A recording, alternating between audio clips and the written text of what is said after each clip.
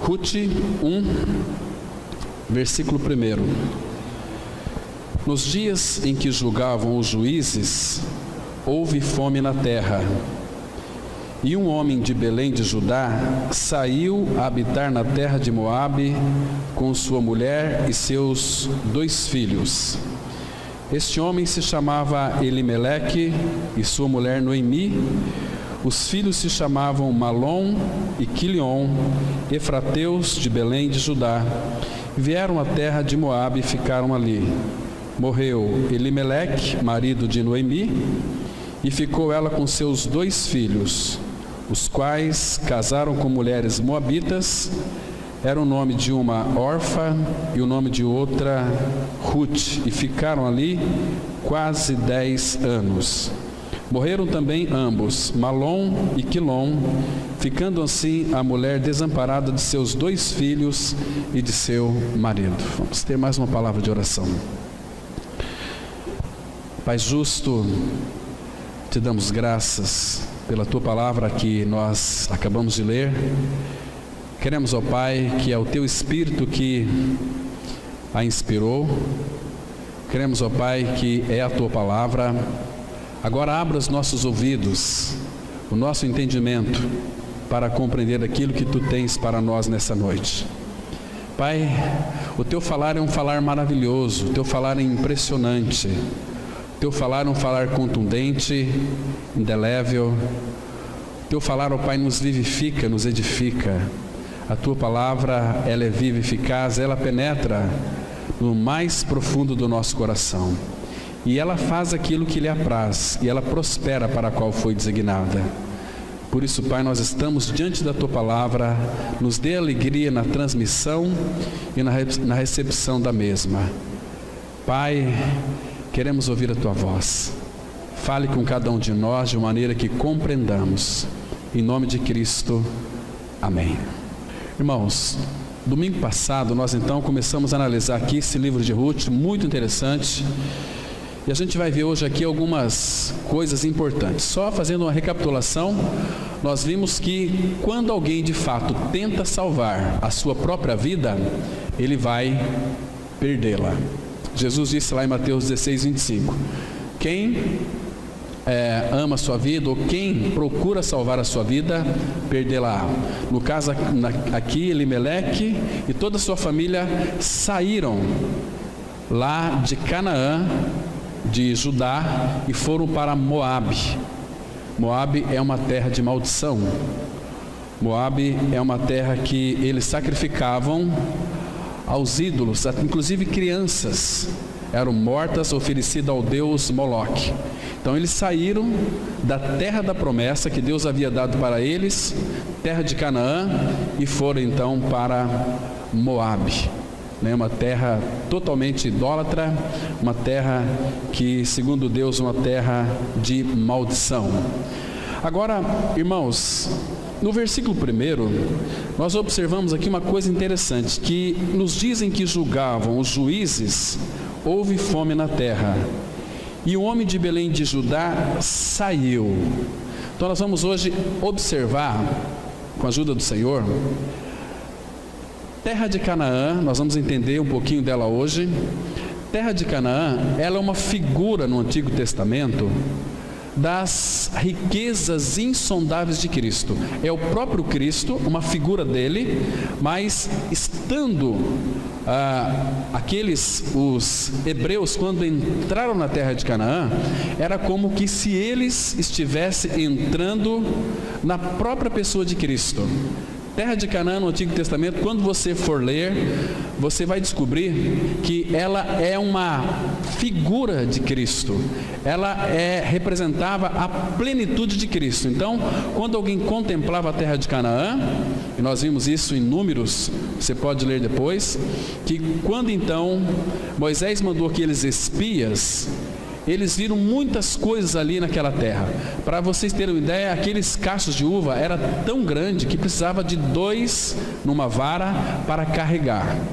Era uma terra que manava leite e mel, era uma terra frutuosa. Então essa era a terra que Deus havia preparado e prometido para os seus filhos. Embora a terra de Canaã é uma figura de Cristo, então eles viam a terra, muitos tinham medo de entrar na terra, porque ali habitavam gigantes, mas era uma terra que Deus havia dado para aquele povo. Então, Caleb, ele entrou junto com Josué, no meio de a multidão de pessoas que não quiseram entrar porque eram tímidos, ficaram amedrontados, mas uma terra que era nossa. Então nessa terra eles poderiam desfrutar de todas as riquezas insondáveis que prefigura a pessoa de Cristo.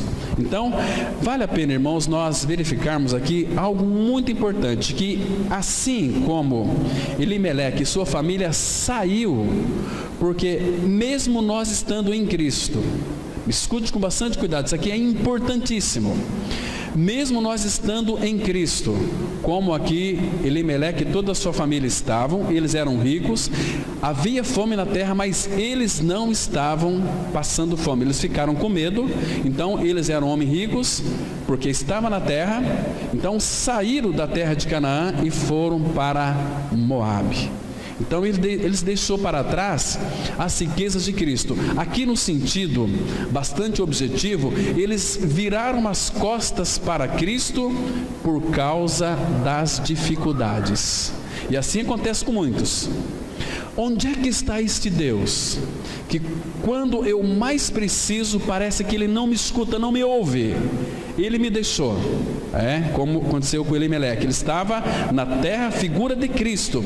Então houve fome na terra, eles saíram, apostataram, viraram as costas, tentaram salvar a sua vida lá na terra de Moabe. Irmãos, e quando alguém tenta salvar a sua própria vida, o resultado, sem sombra de dúvida, é morte. Então hoje a gente vai analisar um pouquinho o que eles perderam.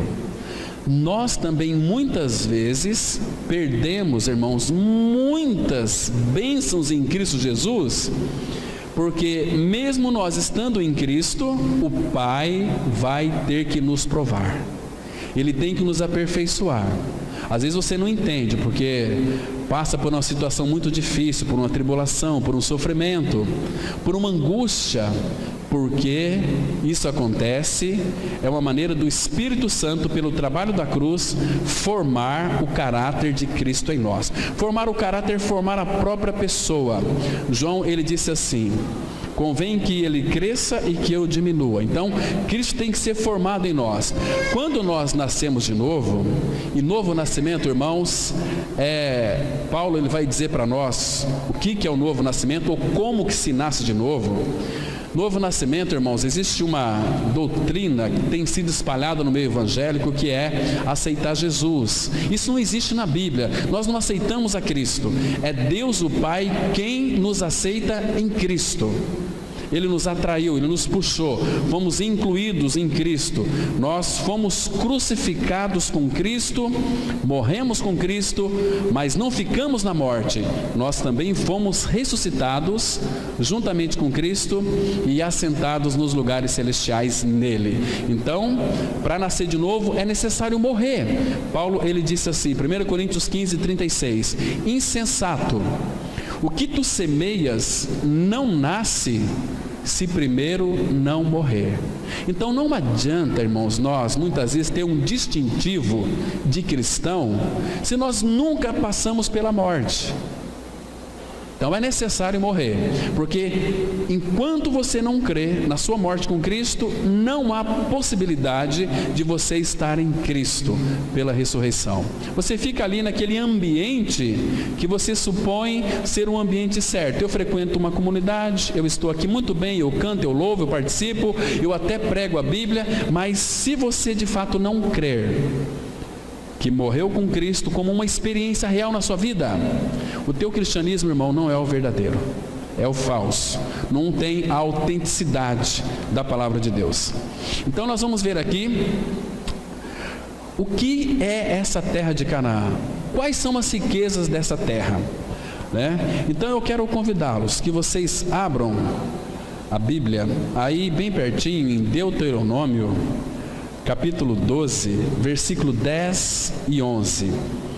Nós vamos verificar quais são as riquezas dessa terra. E as riquezas dessa terra, irmãos, são as mesmas que nós temos na pessoa de Cristo hoje, uma vez que Cristo é a nossa vida, que é não eu, não mais eu, mas Cristo vivendo em mim. Então aqui é uma promessa. O povo de Israel ainda não estava ali na terra, eles iriam entrar na terra. Deuteronômio 12, versículo 10 e 11, a Bíblia diz: mas passareis o Jordão e habitareis na terra que vos fará herdar o Senhor. Presta atenção que no versículo 10 aparece a palavra Jordão.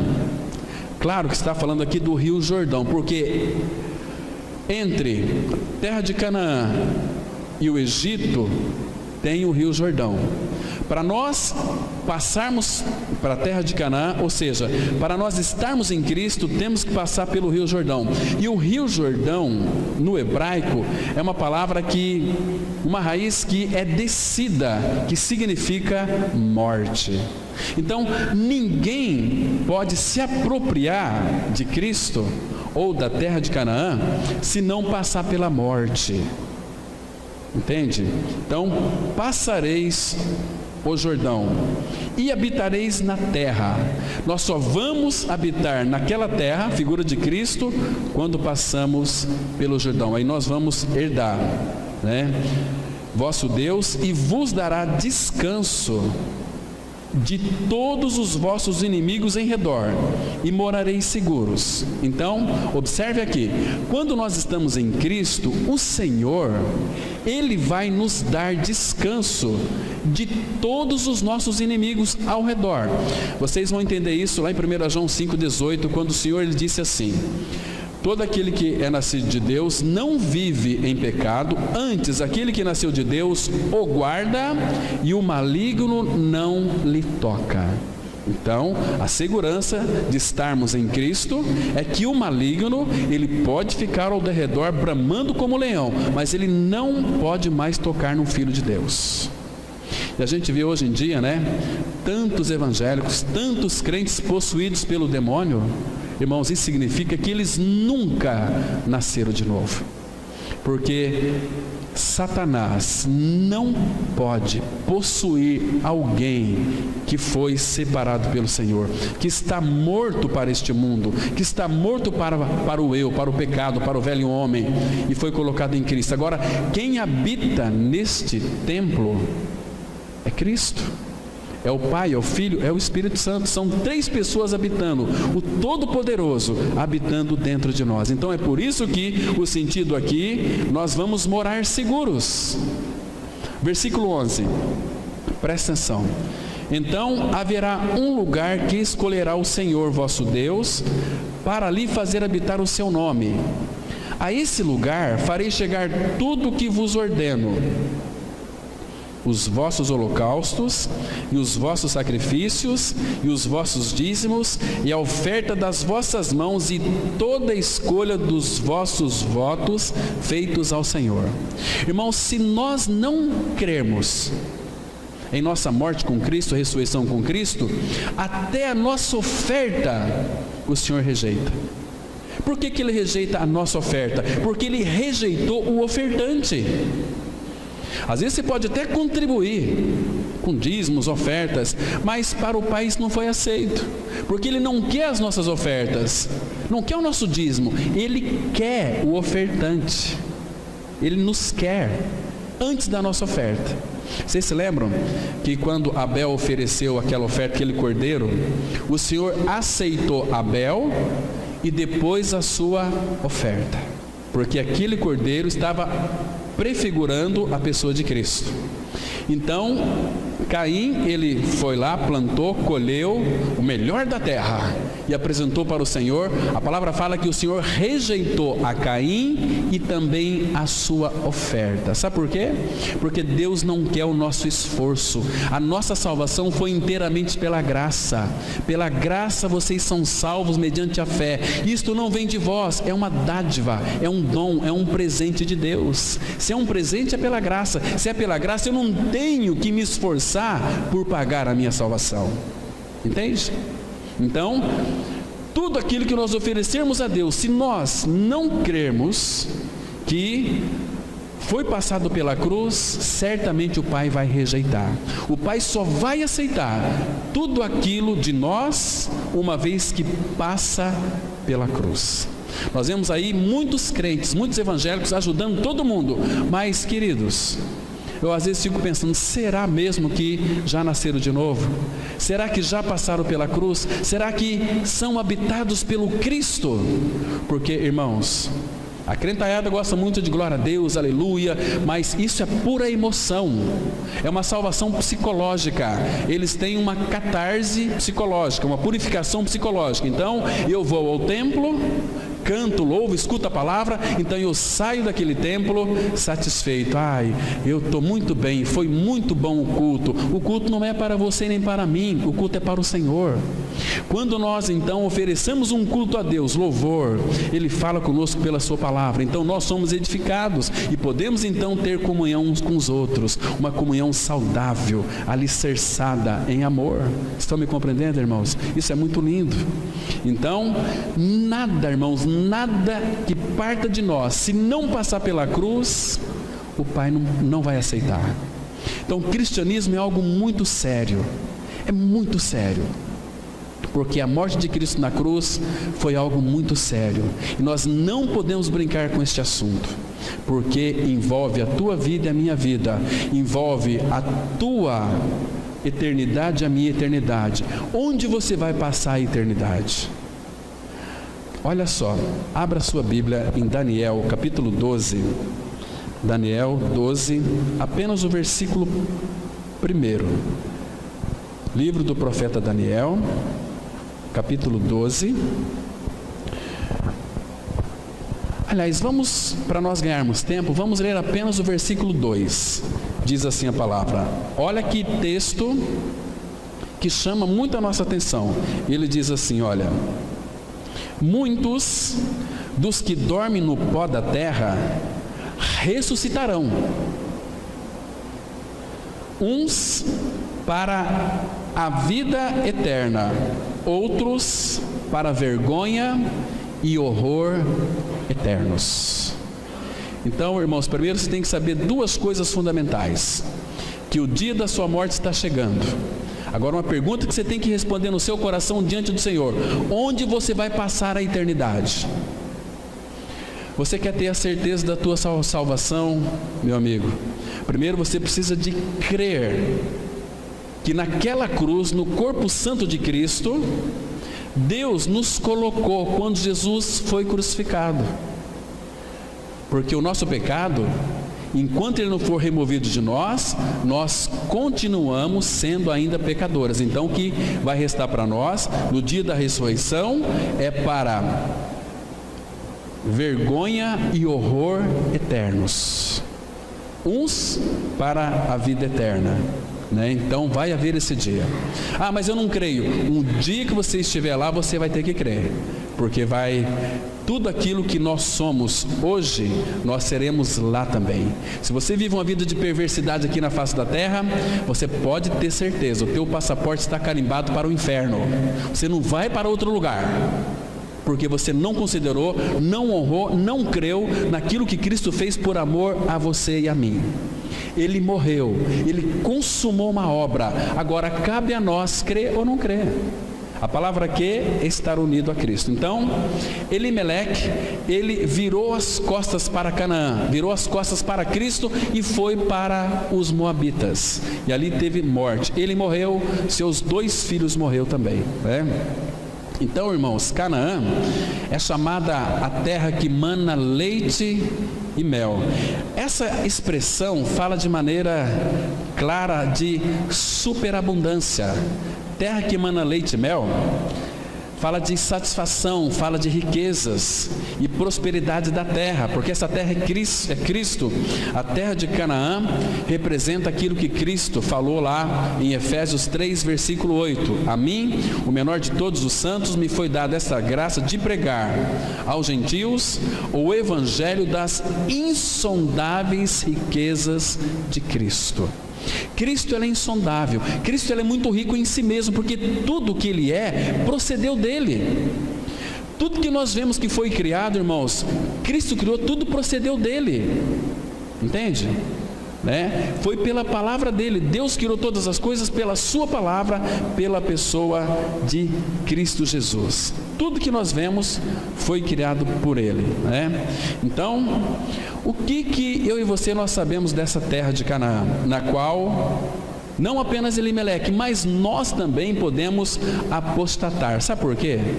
Irmãos, tem muitos irmãos no Brasil inteiro anunciando essa mesma verdade, que nós estamos vivendo os últimos dias, que antecede a volta de Cristo, e este seria um tempo de apostasia, onde o povo que se chama povo de Deus virou as costas para Cristo, para a terra de Canaã, e eles mesmos estão criando os seus acessórios para inserir no cristianismo, fazendo uma mistura louca e absurda,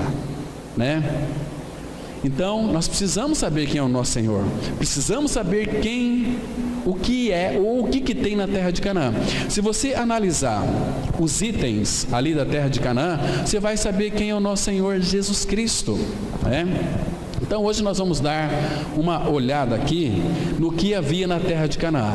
Agora, presta atenção, tudo o que há na terra de Canaã fala de Cristo, tudo, porque Cristo está envolvido em todas as coisas.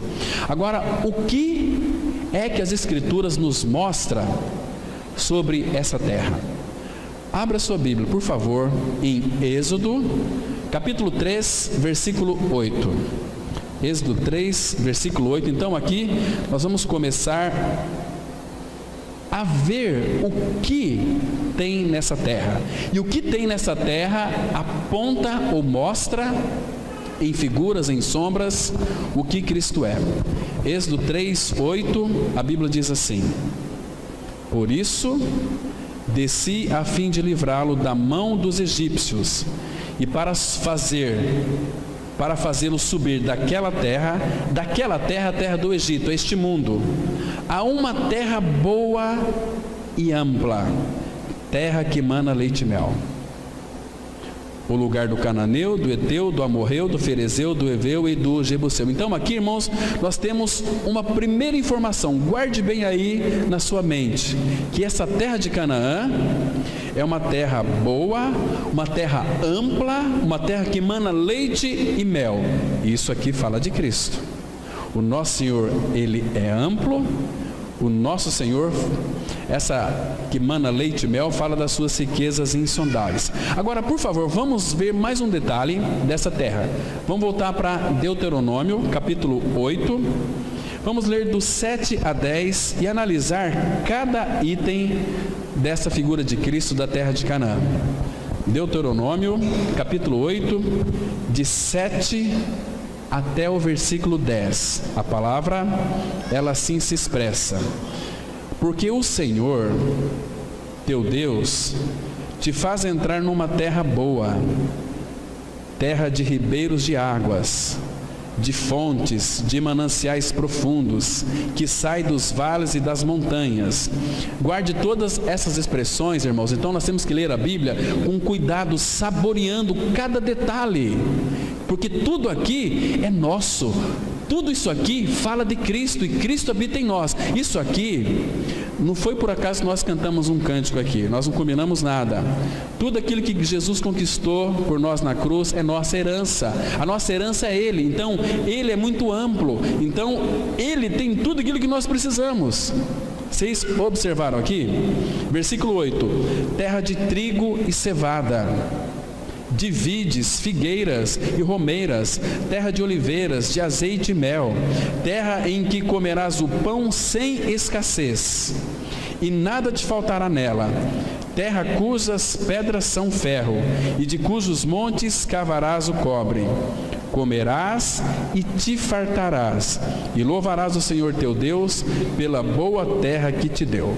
Então, essa boa terra é Cristo no Novo Testamento. Lá no Antigo Testamento era a terra de Canaã, era uma figura dele, porque Cristo não tinha vindo ainda para buscar o seu povo. Mas então Deus fez com que nós pudéssemos então conhecer todas as riquezas dessa terra, que é Cristo. Agora vamos analisar um pouquinho essa amplidão. A palavra fala que essa terra, ela é ampla, uma terra muito ampla, que é Cristo.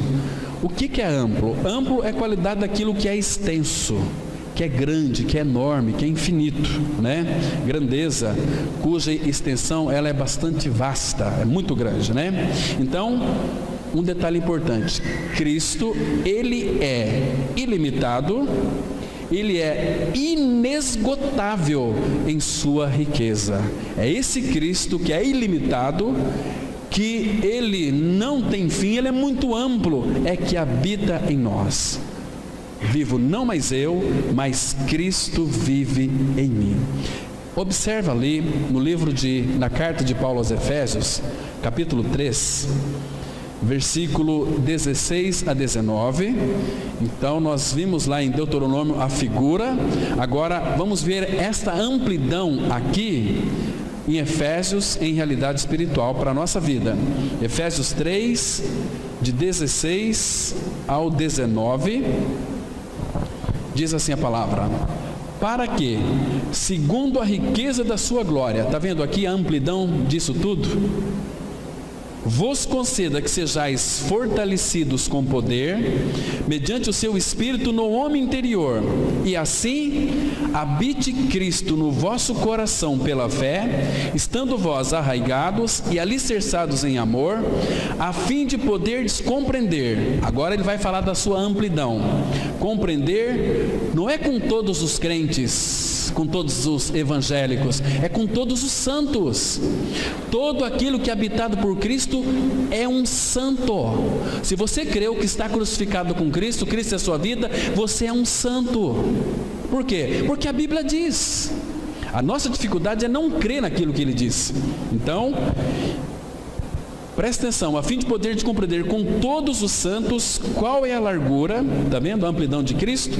Qual é a largura, o comprimento e a altura e a profundidade, e conhecer o amor de Cristo que excede todo entendimento, para que sejais tomados de toda a plenitude de Deus. Então, quando aqueles hebreus entraram em Canaã, eles entraram na terra. Eles estavam na terra, mas a terra, o desejo do Pai é que a terra tinha que estar neles, para que eles então desfrutassem de todas as riquezas. Muitas pessoas já creram na sua morte e ressurreição com Cristo, mas não desfruta das riquezas, da amplidão dele. Nós não estamos em Cristo. Por que muitas vezes ainda existe murmuração nos nossos lábios? Por que existe esse azedume da alma, essa reclamação desenfreada? Quando nós murmuramos, irmãos, isso soa muito mal aos ouvidos do Pai, porque Ele nos deu todas as riquezas em Cristo. O Pai colocou todas as suas riquezas em Cristo e colocou Cristo dentro de nós. Não podemos murmurar.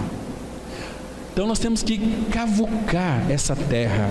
Você vai cavucar, vai conhecendo Cristo, você nunca vai chegar na sua profundidade, porque Ele é muito amplo, Ele é muito largo, muito extenso, muito profundo. É o Senhor.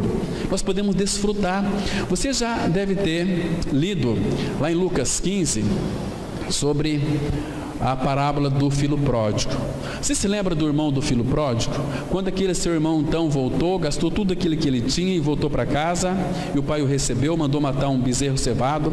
Chegou aquele irmão, todo cheio de justiça própria, aquele irmão todo justão e disse para o pai: Pai, eu te sirvo, olha, eu nunca transgredi nenhum mandamento teu, eu te sirvo há tantos anos e o Senhor não me deu para mim nem um cabrito para que eu me alegrasse com os meus amigos? E o pai disse assim: Filho, todas essas riquezas aqui são tuas, você é o meu filho, você pode ir lá matar um bezerro cevado, se alegrar com seus amigos, não apenas um cabrito, pode pegar 15 cabritos, vai ser feliz, filho. Agora era necessário que nós nos alegrássemos, porque esse teu irmão estava morto e reviveu, estava perdido e ele foi achado. Irmãos, muitas vezes nós estamos em Cristo como o irmão do filho pródigo, nós estamos em Cristo, temos todas as riquezas e murmuramos ainda. Sabe o que significa? Que nós não conhecemos o Senhor, as suas riquezas insondáveis, as suas profundidades. Nosso Senhor, Ele é muito rico. Irmãos, uma outra coisa que fala na terra de Canaã é a água, né? Essa água aqui, claro que é uma figura de Cristo. Cristo, Ele não é apenas a água, Ele é o rio, porque água na Bíblia é uma figura da palavra de Deus. Então Cristo, Ele é o rio, Ele é a fonte desse rio. Sabe quando que esse rio vai se secar? Nunca, porque Cristo é eterno. Ele pode todas as coisas, né? Então, Ele é a fonte e Jesus também é a nascente das águas vivas, refrescantes, que saciam a minha e a tua sede, porque Ele é esta água viva.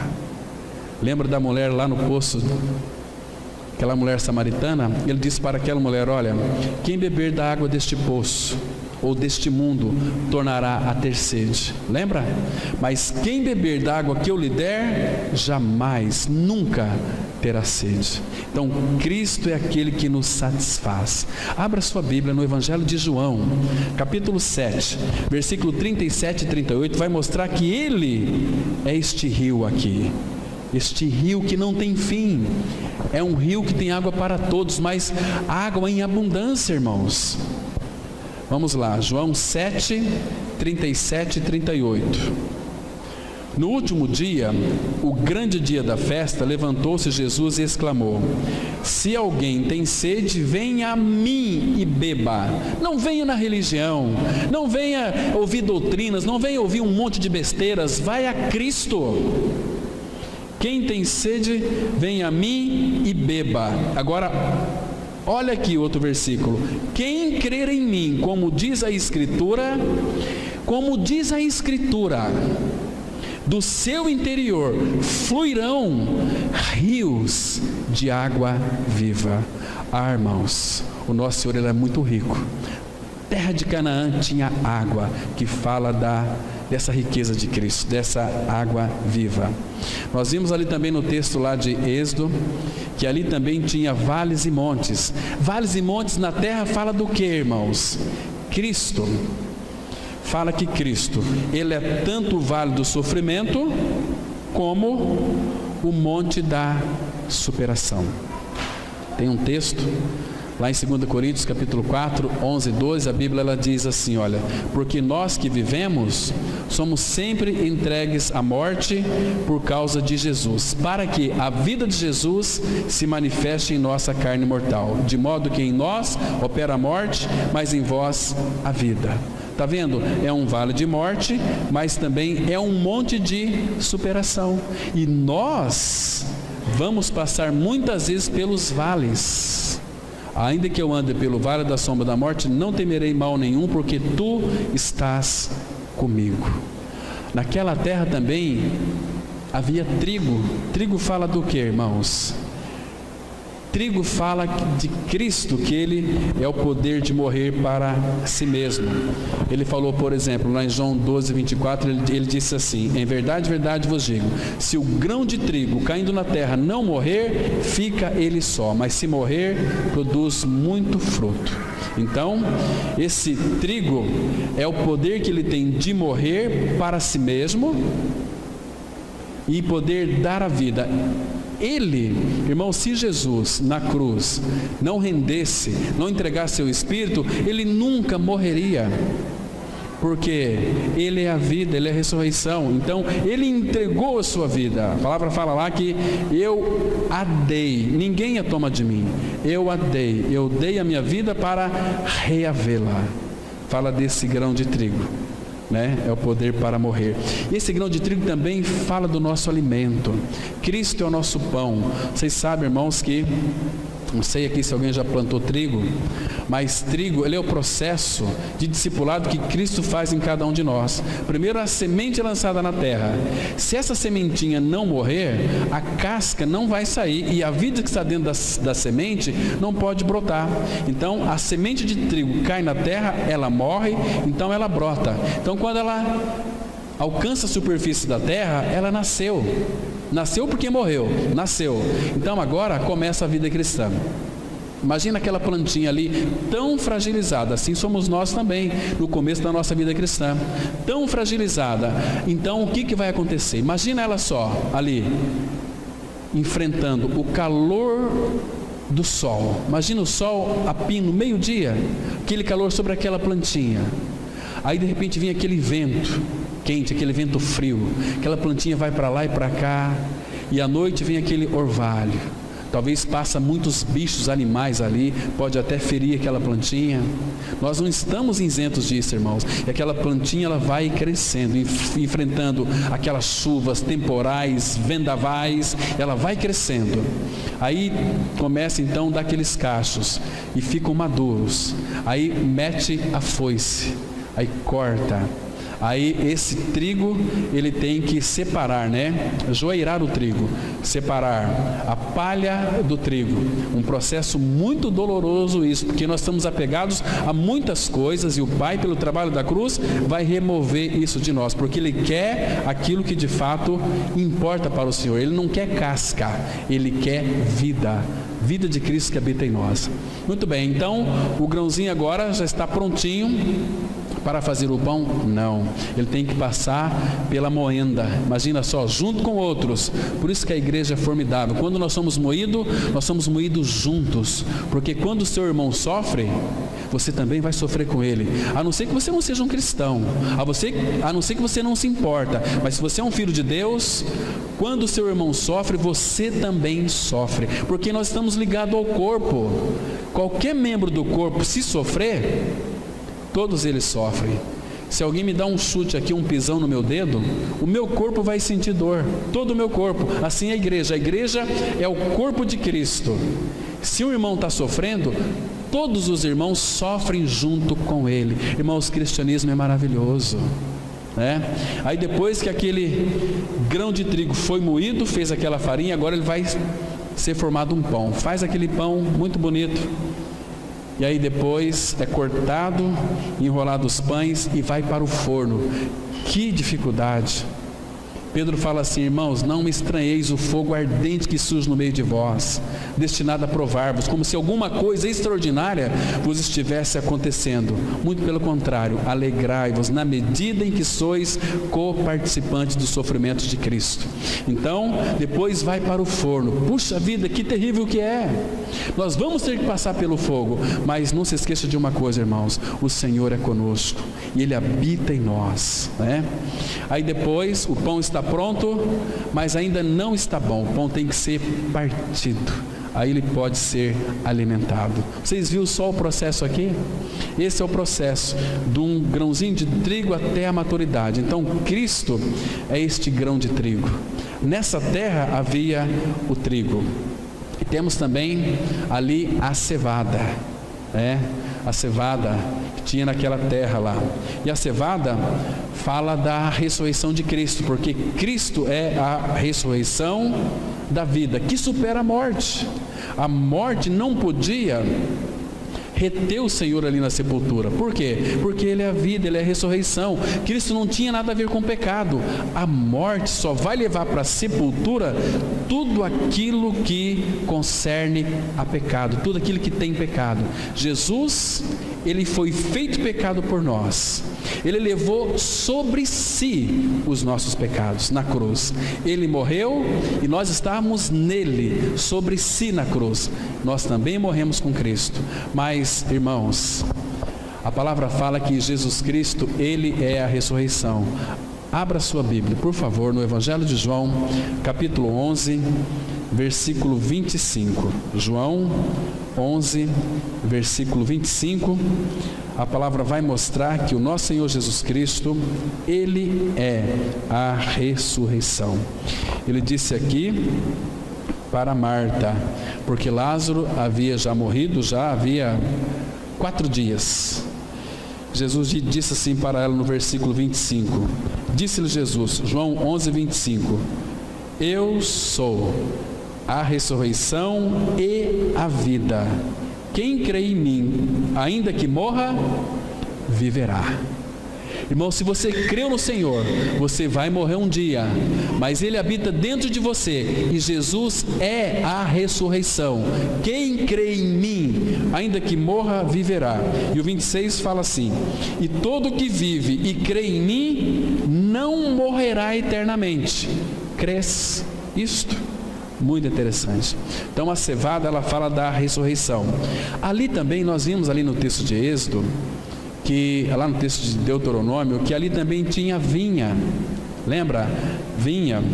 Porque Cristo, Ele é a videira verdadeira. Lembra de João 15, 1? Eu sou a videira verdadeira, meu Pai é o agricultor. Entende? Então Cristo é a videira verdadeira. Ele também, Ele é o fruto da vinha, aquela uva que foi esmagada ali no lagar, é Ele, é uma figura de Cristo sendo moído pelo Pai lá naquela cruz. Então, aquele sacrifício, irmãos, quando nós ganhamos uma experiência com Cristo, aquele sacrifício nos traz para nós regozijo e alegria para a sua igreja, Então, vamos ler mais aqui 2 textos. O primeiro deles lá em Juízes, capítulo 9, versículo 13. Juízes 9, versículo 13.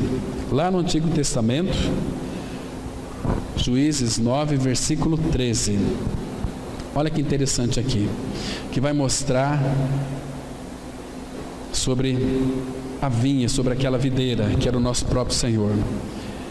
Juízes 9:13, a palavra de Deus, ela diz assim: porém a videira lhes respondeu, porque as árvores queria alguém que reinasse sobre elas, Foram lá consultar a videira, reina sobre nós, porque elas queriam. Aí então a videira lhe respondeu: deixaria eu o meu vinho que agrada a Deus e aos homens, e iria pairar sobre as árvores?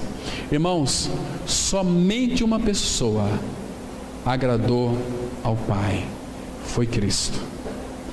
Nós só podemos agradar a Deus estando em Cristo.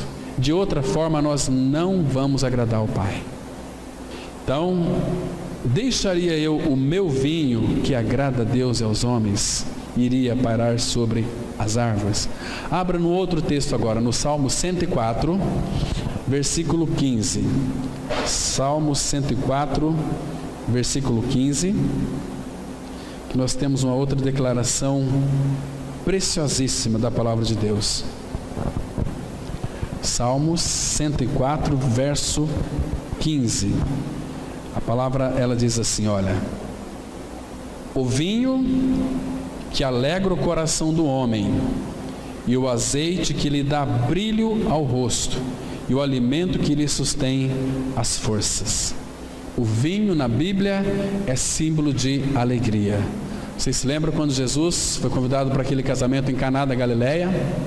Acabou o vinho, acabou a alegria, mas ele estava ali, aquele homem, Jesus Cristo, sendo aquela videira verdadeira, e ele transformou a água em vinho, porque ele só pode, irmãos, operar e agir naquilo que ele é. Então por que ele transformou a água em vinho? O vinho veio da uva. A uva veio de onde? Da videira.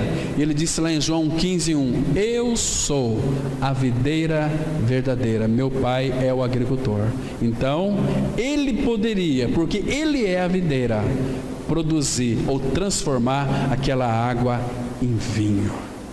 Está vendo? Que precioso que é isso. Até o noivo ficou assim encantado. O mestre Sala, depois de ter experimentado, disseram o seguinte: olha, puxa vida, vocês guardaram o bom vinho até agora. O costume é que dá o bom vinho primeiro, e depois que o pessoal já está meio esquentado com o vinho, nós vamos servir então o inferior, porque eles não vão sentir nenhum efeito. Mas vocês guardaram o bom vinho até agora. Mas aquele servente sabia de onde que veio aquele vinho.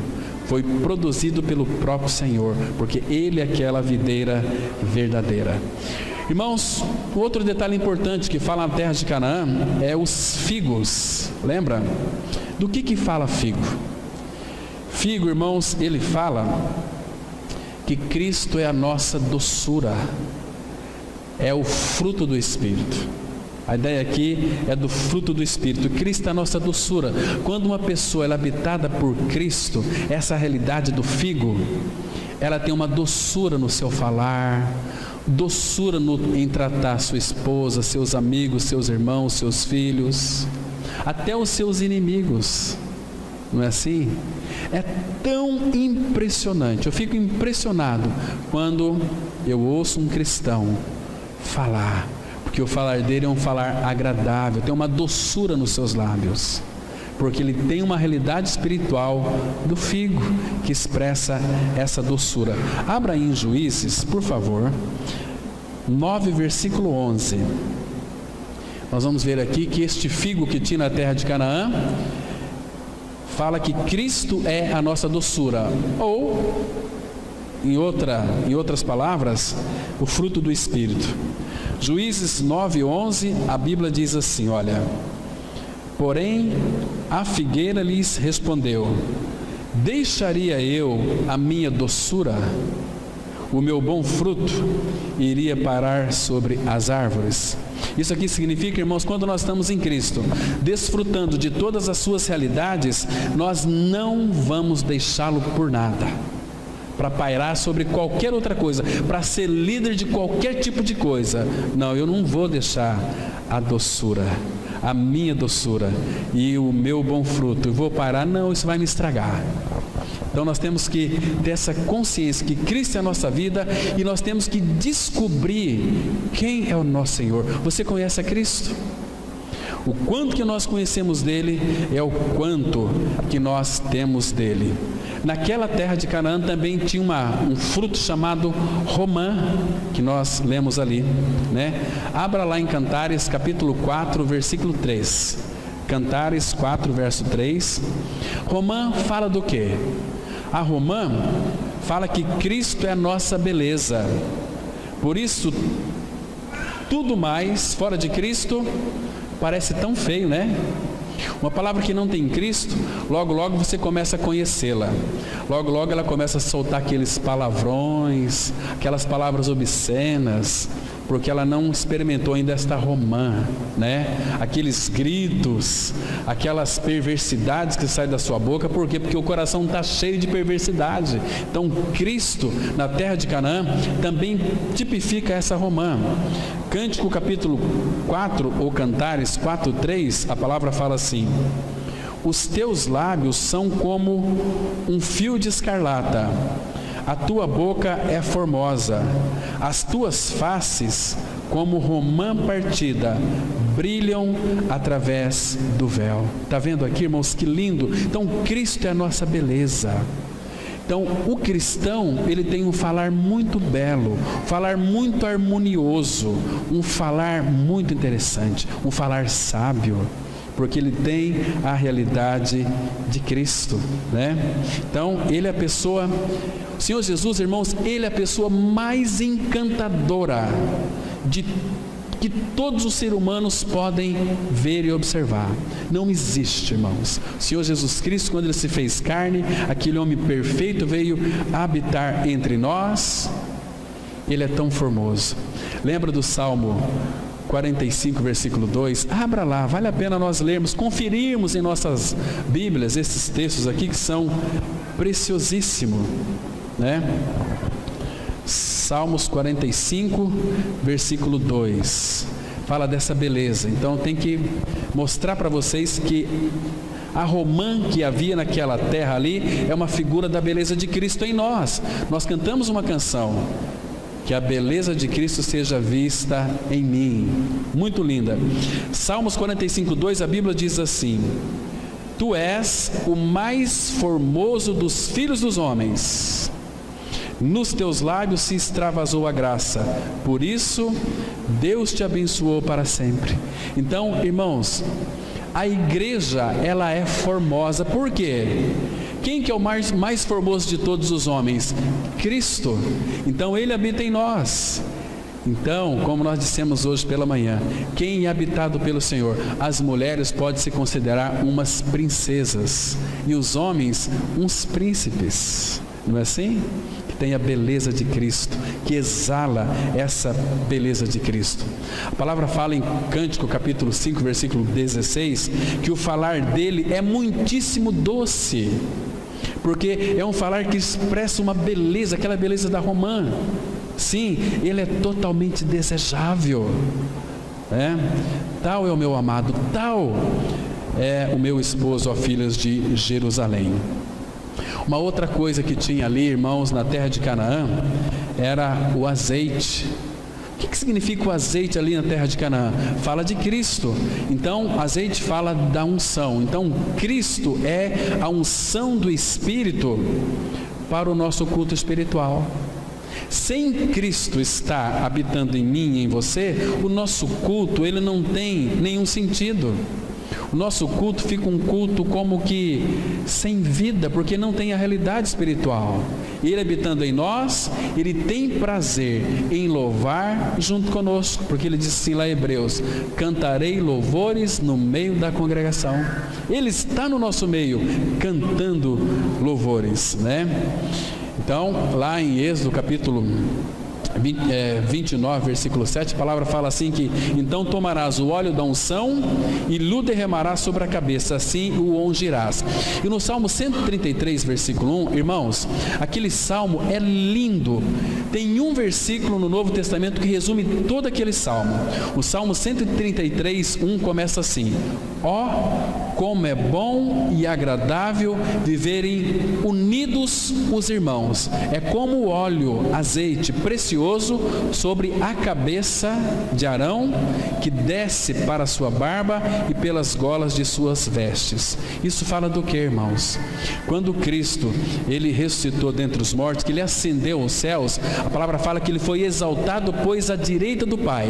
Ele recebeu do Pai a promessa do Espírito, porque Ele é o cabeça sobre a cabeça, e derramou sobre vós. Então o Espírito, este azeite, esta unção, quando Ele recebeu, Ele derramou sobre a minha e sobre a sua vida.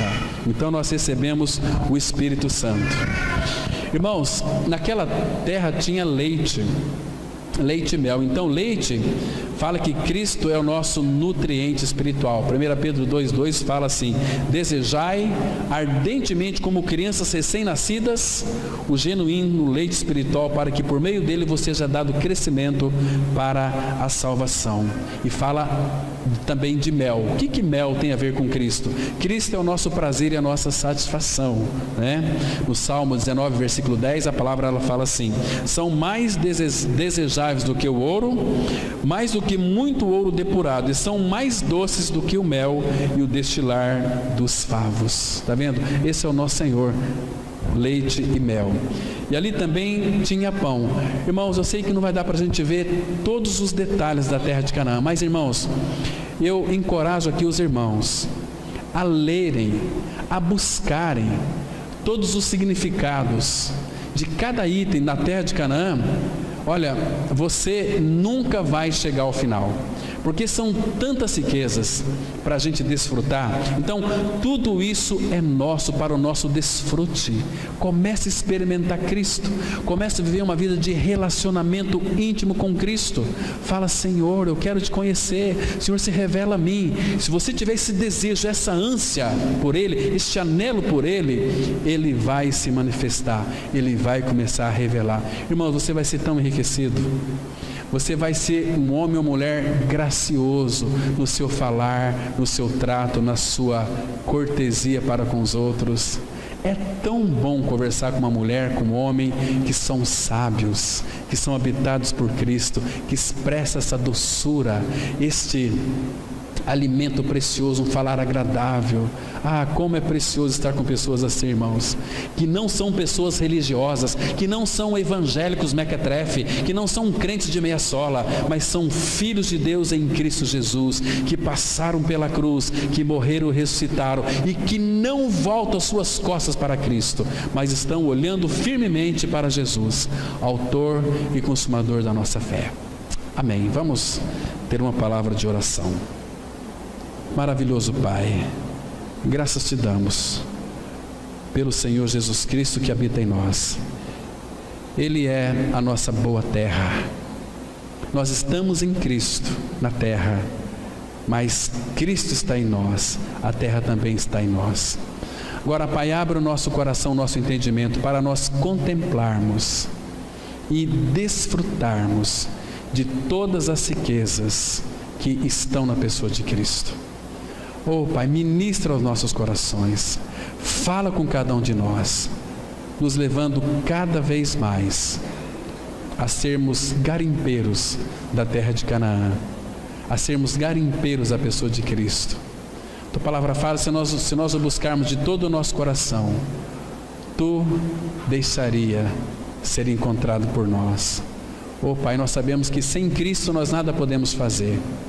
Por isso, revela mais e mais de Cristo. Muito obrigado, Pai, porque até aqui o Senhor tem nos abençoado. Em nome de Cristo nós oramos. Amém.